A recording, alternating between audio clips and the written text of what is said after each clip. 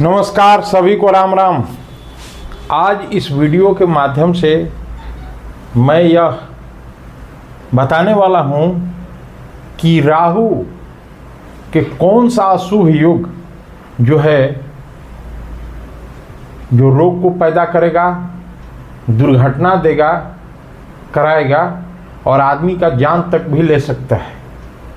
किस तरह से कुंडली में वो कौन से अशुभ योग होंगे, किन किन भावों में राहु बैठेगा, कहाँ पे दृष्टि डालेगा तो कौन सा अशुभ योग होगा, और खास तौर से बीमारियां एवं रोग। तो वैदिक ज्योतिष के अंतर्गत ये अभी हमारा जो चल रहा है कि अशुभ ग्रहों के योग जो होते हैं, अशुभ ग्रह नहीं, अशुभ योग जो होते हैं ग्रहों के, उनसे कौन सा रोग और किस अंग से संबंधित हो सकता है। तो आप सभी का स्वागत है। आइए हम लोग वीडियो को शुरू करते हैं देर न करते हुए। देखिए, हमारे पहले किसी भी ग्रह का अगर हम जानना चाहते हैं कि अशुभ योग बनेगा तो कौन सा बीमारी देगा, तो उसके पहले हमको उसका प्रकृति, स्वभाव और किन चीज़ों का वो कारकत्व रखता है तथा प्रतिनिधित्व करता है किन अंगों का, इन तमाम चीज़ों की जानकारियाँ जाननी और रखनी होगी। ठीक है, तो आइए हम लोग शुरू करते हैं।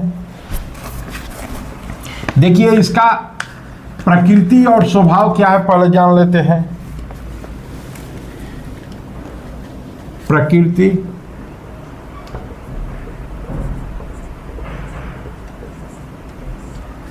एवं स्वभाव।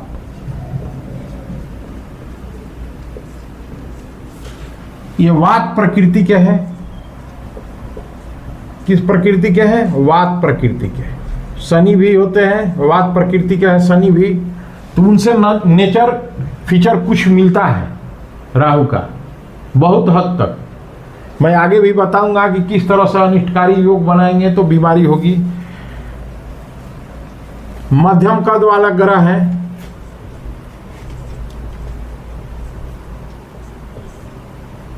मध्यम कद वाला,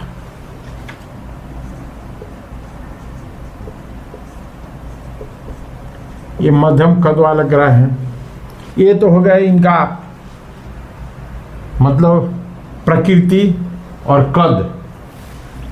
अब देखते हैं ये किन चीज़ों का कारकत्व एवं प्रतिनिधित्व रखते हैं। देखिए, जब तक हम किसी ग्रह का कारकत्व नहीं जानेंगे कि किन किन चीज़ों का वो कारक है और किन अंगों का प्रतिनिधित्व करता है, तो मान लीजिए कि शुभ स्थिति में है, बली स्थिति में है, अच्छा पोजीशन में, तो अच्छा फल देगा उन अंगों में। और जब खराब परिस्थिति में होगा, खराब स्थिति में होगा, अशुभ योग में होगा, तो उन्हीं अंगों में से संबंधित या उन्हीं अंगों में बीमारियां देगा या परेशानियां देगा। तो देखते हैं कारकत्व एवं प्रतिनिधित्व।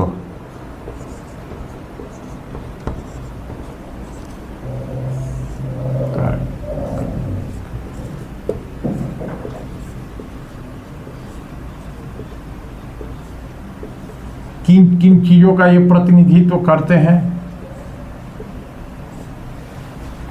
कारकत्व एवं प्रतिनिधित्व। अब देख लेते हैं ये किन किन चीजों का। यह शरीर में मस्तिष्क,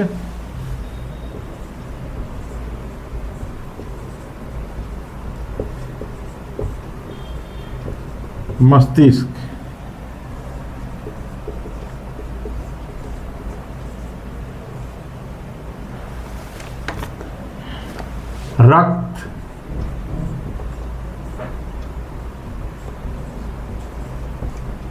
त्वचा एवं वात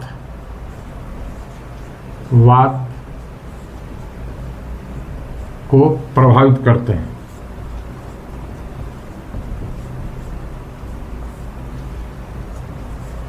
अब देखिए, मैं बोला था ना कि शनि से इनका कुछ नेचर मिलता है। ये देखिए, ये रक्त, ये शनि महाराज, सॉरी रक्त नहीं, वात रोग। बेसिकली जो वात रोग से संबंधित बीमारी होती है वो शनि ग्रह के चलते होती है।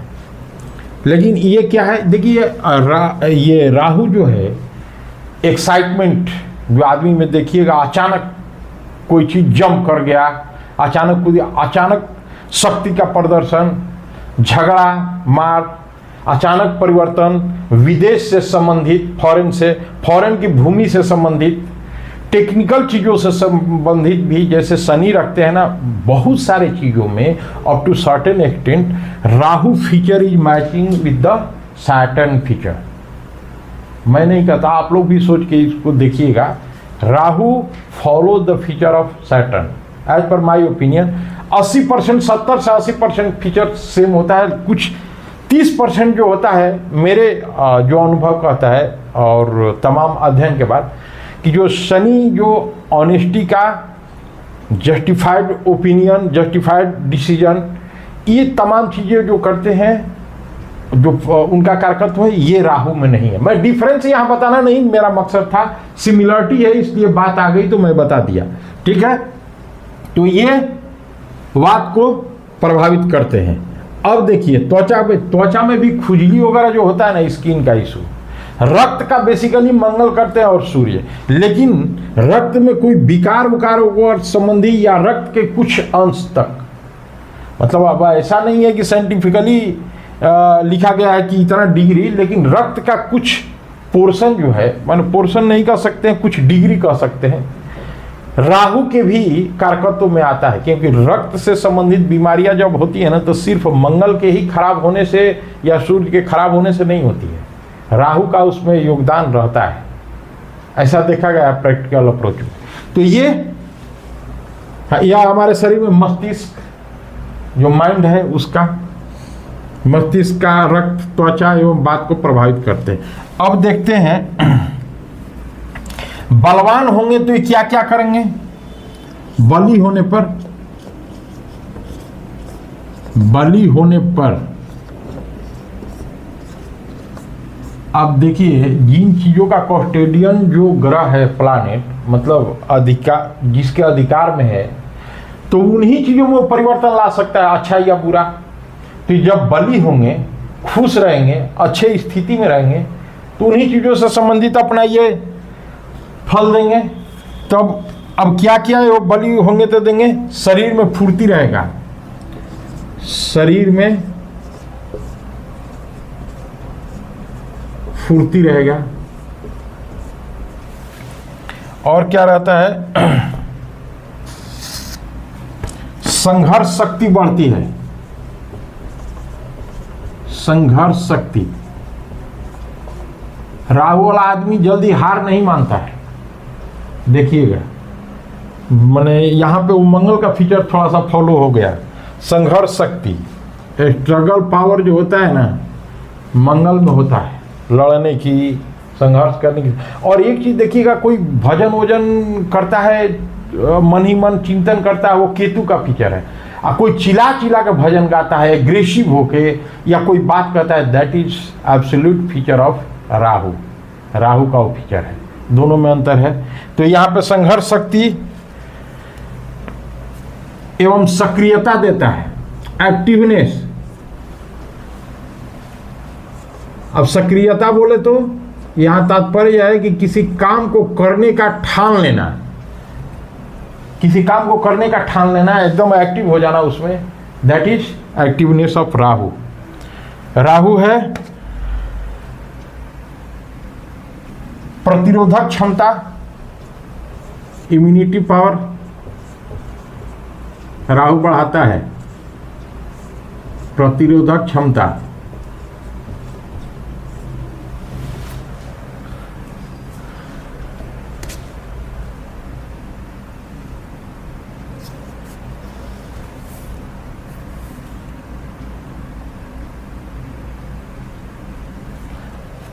देखिए, प्रतिरोधक क्षमता बेसिकली इसका नहीं है, लेकिन थोड़ा थोड़ा इसका बहुत मतांतर है इस पे कि प्रतिरोधक क्षमता भी राहु बढ़ाते हैं, लेकिन ये फॉर ए टाइम बिंग बढ़ाता है, that can not be consistent, वो लगातार नहीं रह सकता। तो इसको बेसिक में मान के मत चलिएगा, ये एडिशनल में है, this is not a basic.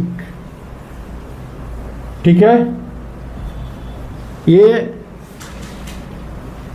प्रतिरोधक क्षमता इससे टिकता नहीं है। इसके द्वारा कमाया गया धन, ये धन कमावा देगा अचानक। राहु का ये भी विशेषता है कि धन कमावा देगा, कहीं से अचानक धन आगमन हो जाएगा, लेकिन वो टिकेगा नहीं, क्योंकि उसका बेस जो रहेगा ना अनजस्टिफाइड रहेगा, न्यायोचित नहीं रहेगा। ठीक है, तो यहां पे देख लेते हैं।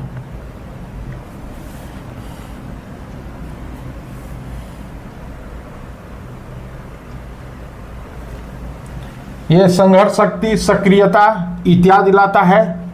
अब ये आप लोग स्क्रीनशॉट ले सकते हैं, मैं इसको इरेज करूंगा। जब ये अशुभ योग बनाता है तो मैं बता रहा हूं, कुंडली में भी बना के बताऊंगा,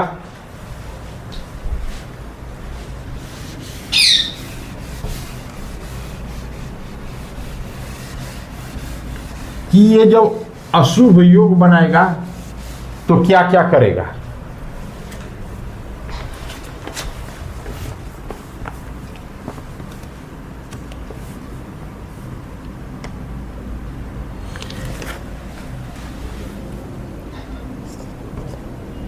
निर्बल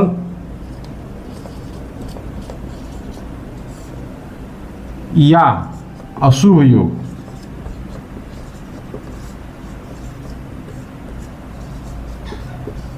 देखिए निर्बल होने से ग्रह क्या करता है, प्रैक्टिकल समझिए। निर्बल होने से ग्रह वही काम करता है जो उसको करना था वो नहीं कर पाएगा।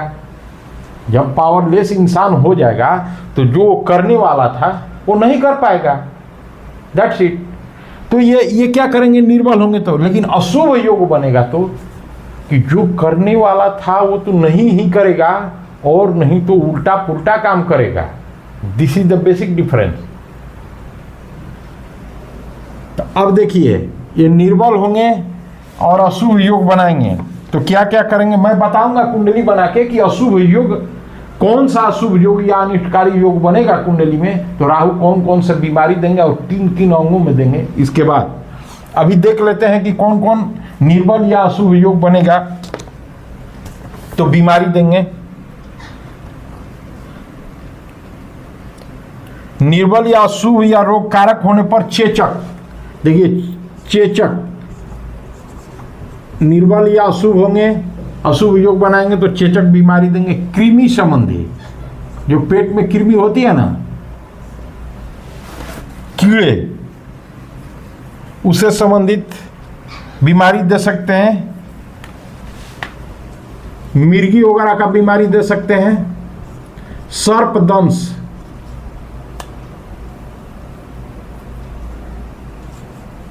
सर्पदंश मतलब सांप के द्वारा काटा जाना, सर्पदंश कर सकता है।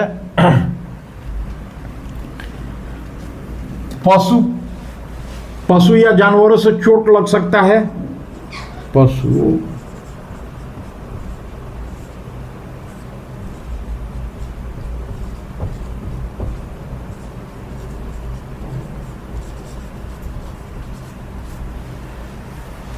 आप लोग स्क्रीनशॉट ले सकते हैं, मैं इरेज करूंगा। अभी लिखना है। अभी जो है चेचक, कृमि, मिर्गी इत्यादि ये है। अभी उसके साथ साथ और भी बीमारियां हैं।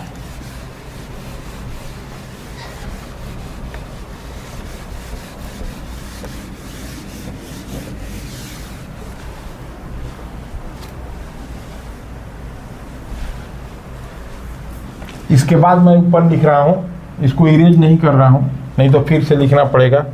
ये देखिए, चेचक, कृमि, मिर्गी, सर्पदंश, पशुओं जानवरों से चोट, और क्या होगा, कुष्ठ एवं कैंसर जैसे रोग।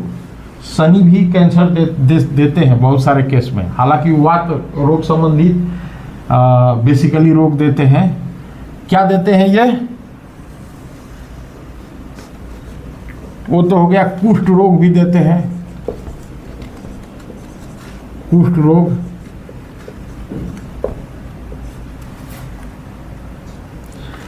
एवं कैंसर जैसे, कैंसर जैसे। अब देखिए कैंसर में भी बहुत सारा कैटेगरी है, आजकल आप लोग जानते ही हैं, भगवान न करे किसी को हो, परमात्मा न करे, लेकिन कैंसर के भी बहुत सारा कैटेगरी है। ब्लड कैंसर है, किसी को किसी अंग में हो गया, किसी को माने डिफरेंट। तो डिपेंड करता है कि किस अंग का कैंसर है तो कौन सा ग्रह से संबंधित है। अब देखिए वात रोग बेसिकली शनि ग्रह का है, तो हार्ट अटैक देते हैं, लेकिन वो भी कैंसर देते हैं, वो भी स्किन के हैं। तो स्किन से संबंधित या हार्ट से संबंधित कोई अगर किसी तरह का कैंसर अगर होता है तो उनके चलते माना जाएगा, ठीक है। और ये अब राहु के चलते जो कैंसर होगा, ये ब्लड कैंसर भी हो सकता है, इत्यादि तरह का कैंसर हो सकता है।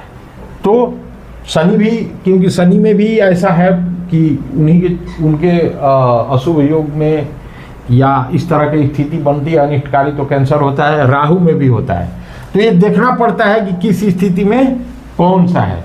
अब देखिए ये अशुभ योग हो गए, और भी असाध्य रोग चमड़े जैसा है, जैसे असाध्य रोग, कैंसर जैसे असाध्य रोग। ये कुष्ठ रोग मतलब कोढ़ का रोग, जिसको अपभ्रंश में कोढ़ बोलते हैं, ये कुष्ठ रोग हो गया, ठीक है।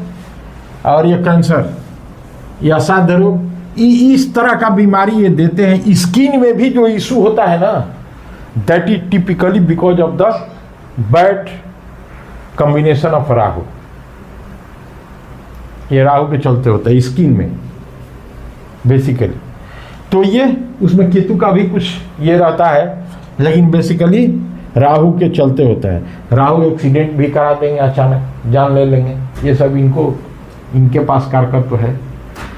अब ये ऐसा नहीं है कि राहु अच्छा काम नहीं करते हैं, राहु तो ऐसा काम करते हैं कि, लेकिन हाँ, this is the very minus point in respect of the things what will be provided by the Rahu blessing.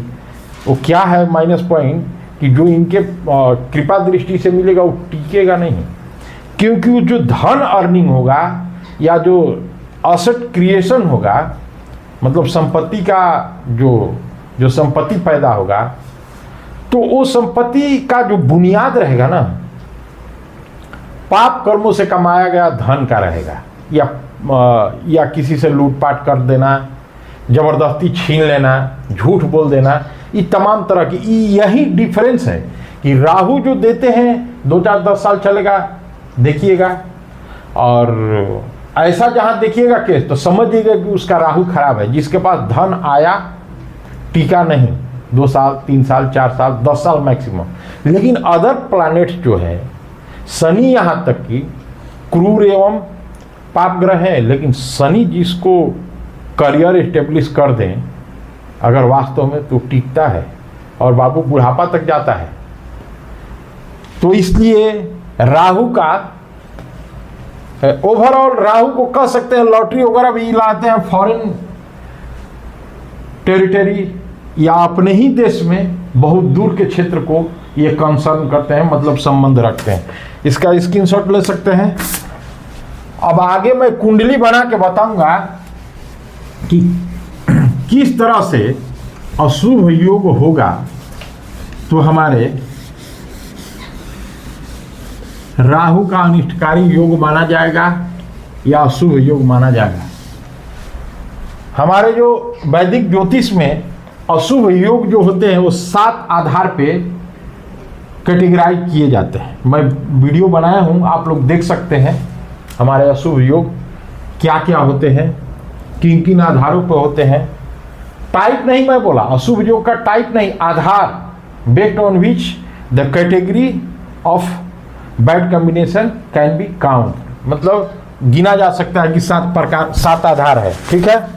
अब देखिए इसका हम कुंडली बना के बताते हैं आप लोगों को क्या क्या है।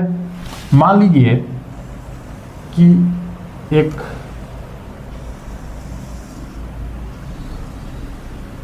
हम काल पुरुष का ही कुंडली ले लेते हैं। अगर पसंद आए मेरा वीडियो तो kindly subscribe my channel, like my video. कोई जबरदस्ती नहीं है, पसंद आएगा तभी, अगर लगे कि हाँ ये कामयाब है, ठीक है। अब देखिए यहां पे हम ले लेते हैं कुंडली काल पुरुष का। ये लग्न हो गया, काल पुरुष का तो सभी लोग जानते हैं।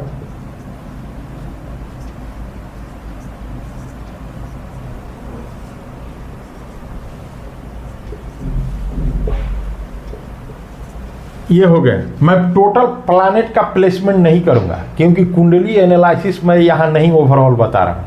मैं बता रहा हूँ कि किस तरह से अशुभ योग बनेगा, अनिष्टकारी योग बनेगा, तो ये कौन कौन सी बीमारी देंगे, किस अंग में देंगे, कारकत्व तो क्या, ये तो मैं बता दिया। अब बता रहा हूँ कि कब देंगे, ये कब का आंसर है, कब देंगे मतलब अनिष्टकारी योग बनेगा। अनिष्टकारी योग कब माना जाएगा तो उसी का मैं बता रहा हूँ। तो अनिष्टकारी योग अब देखिए, त्रिक भाव में मान लीजिए या मारक भाव में मान लीजिए राहु यहीं बैठ गए, सपोज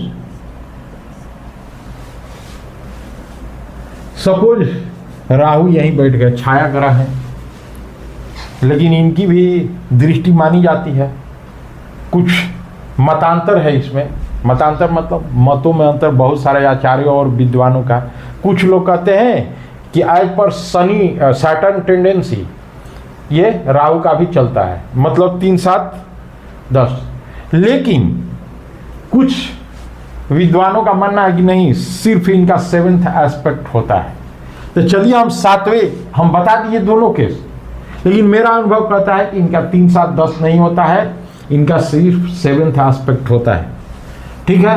अब देखिए ये दृष्टि यहां पे डालेंगे, ये तो मारक भाव हो गया, मारक भाव हो गया, लेकिन यहां पे ये बीमारी तो खतरनाक देगा, इसमें दो मत नहीं। एक तो बैठा मारक भाव में, दूसरे दृष्टि डाला कहाँ, अष्टम भाव पर। माय गॉड, दोनों तरफ से मैं इंटेंशनली प्लेस किया हूं, किसी रियल जातक का नहीं है, अजम्पशन देके मैं किया हूं।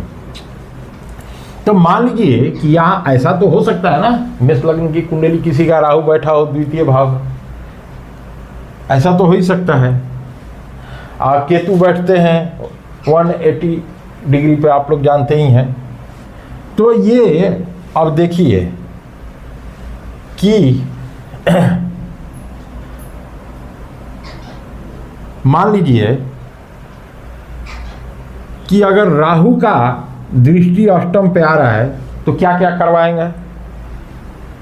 इसका नैसर्गिक कारकत्व अष्टम भाव का क्या है, नैसर्गिक कारकत्व का मैं बात कर रहा हूं, वो काल पुरुष की कुंडली वाला कारकत्व नहीं। 2 कारकत्व है, एक काल पुरुष के कुंडली के आधार पे जो निर्भर करके बताया गया है, और एक बताया गया है नैसर्गिक, जो कि एस्ट्रोलॉजी में दिया गया है। यूनिवर्सल जो होता है, इसका कारकत्व होता है शनि महाराज के पास, अष्टम भाव का, ठीक है। इसका कारकत्व जो है वही ये गुरु का, और ये काल पुरुष के कुंडली के अनुसार शुक्र का। लेकिन यहाँ पे राहु धन भाव में बैठा है, लॉटरी अचानक लड़वाएगा, धन दिलवाएगा, अनअर्न्ड इनकम भी करवाएगा। क्यों करवाएगा, ट्रांसफॉर्मेशन भी करवा सकता है क्योंकि अष्टम भाव पर दृष्टि डाल रहा है। लेकिन रोग बीमारियां भी अच्छा खासा दे सकता है, लॉन्गिविटी का भी है, ये आयु का भी है। मृत्यु भाव भी बोला जाए, मृत्यु भाव मतलब मृत्यु ही नहीं करा देगा, ऐसा मत समझ लीजिएगा आप लोग, ठीक है। तो यहाँ पे क्या है कि वो बीमारी निश्चित तौर पे देगा। किन चीज़ों में देगा, जो मैं बताया हूँ, जिन अंगों का, त्वचा से संबंधित, खून से भी संबंधित दे सकता है, मिर्गी वगैरह ये सब दे सकता है। तो इस तरह से हमारा ये राहु का अशुभ योग से परिणाम है। तो लेकिन निर्णय लेने के पहले आप लोग को एक चीज मैं जरूर बताऊंगा यहाँ पे, कि कभी भी निर्णय लीजिए तो सिर्फ लग्न कुंडली देख के नहीं, लग्न कुंडली हो, त्रिशांश कुंडली हो, द्वादशांश कुंडली हो, नवमांश कुंडली हो और एक D60, कम से कम इतना कुंडली का विवेचना करने के बाद में आप लोग फलित कथन कीजिए या निर्णय लीजिए। धन्यवाद, फिर मिलते हैं ऐसे ही अगले वीडियो में, तब तक के लिए नमस्कार।